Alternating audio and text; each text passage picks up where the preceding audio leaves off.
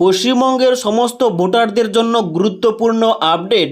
আজ 27শে অক্টোবর 2025 তারিখ জাতীয় নির্বাচন কমিশনের তরফ থেকে প্রকাশ করা হয়েছে অফিসিয়াল নোটিফিকেশান এসআইআর সম্বন্ধে, অর্থাৎ স্পেশাল ইন্টেনসিভ রিভিশন সম্বন্ধে।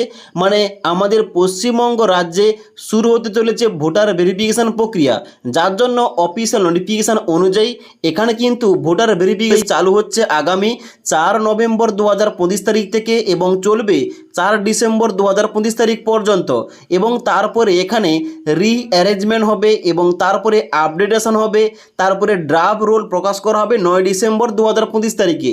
এবং তারপরে এখানে সমস্ত কিছু ভেরিফিকেশান হওয়ার পর, যাচাই করার পর ফাইনালি কিন্তু এখানে ফাইনাল যে ভোটার লিস্ট ওইটা কিন্তু প্রকাশ করা হবে 7ই ফেব্রুয়ারি 2026 তারিখে।